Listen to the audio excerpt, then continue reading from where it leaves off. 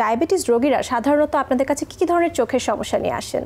ধন্যবাদ তোমাকে। দেখো, ডায়াবেটিস বা বহুমূত্র রোগ আমাদের শরীরের স্বাভাবিক কার্যপ্রণালীকে ব্যাহত করে এবং এর ক্ষতিকর প্রভাব আমাদের শরীরের প্রায় প্রতিটি অঙ্গ প্রত্যঙ্গে পরিলক্ষিত হয়। তবে চোখের সাথে ডায়াবেটিসের সম্পর্ক খুবই গভীর, কেননা ডায়াবেটিস চোখে বহুমাত্রিক জটিলতা সৃষ্টি করে এবং এর পরিণতি এমনকি অন্ধত্বও হতে পারে। বহু গবেষণায় দেখা গেছে যাদের ডায়াবেটিস রয়েছে তাদের অন্ধত্বের ঝুঁকি যাদের ডায়াবেটিস নেই তাদের চাইতে প্রায় 25 গুণ বেশি।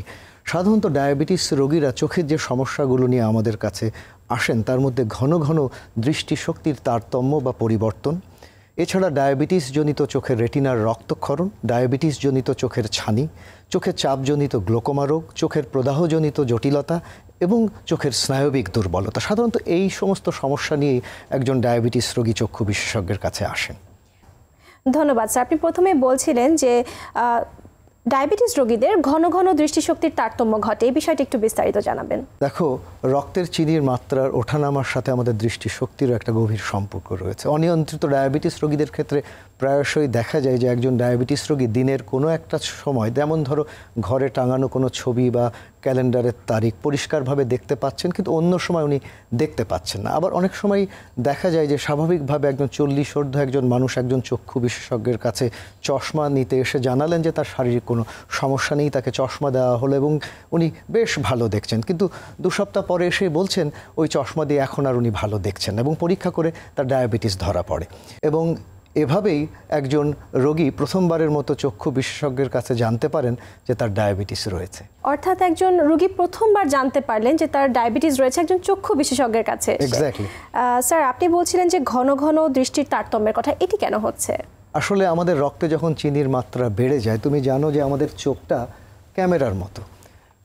ক্যামেরার ভেতরে যেরকম লেন্স থাকে, চোখের ভেতরেও আমাদের স্বচ্ছ একটি প্রাকৃতিক লেন্স থাকে।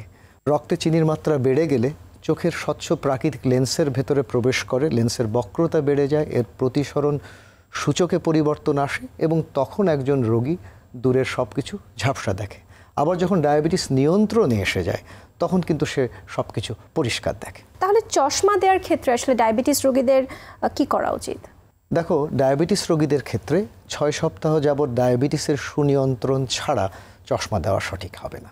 ধন্যবাদ স্যার।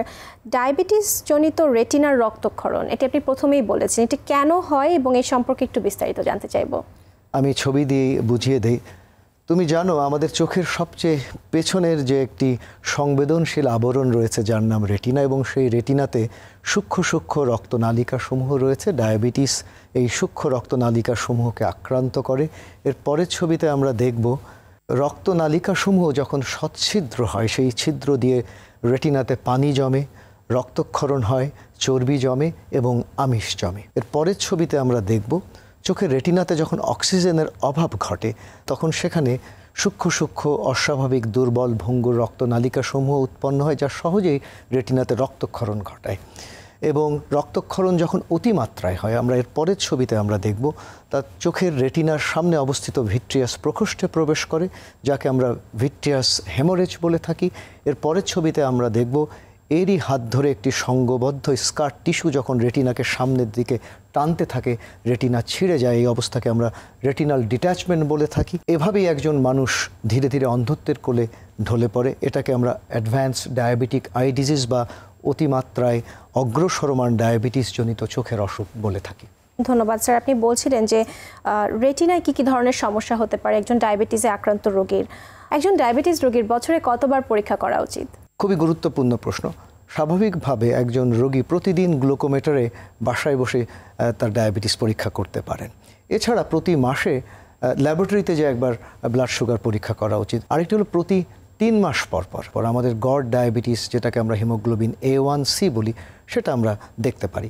প্রতি 6 মাস পর আমাদের কিডনি এবং দাঁতের পরীক্ষা করা উচিত এবং প্রতি বছর চোখ এবং হার্টের পরীক্ষা করা উচিত। ধন্যবাদ।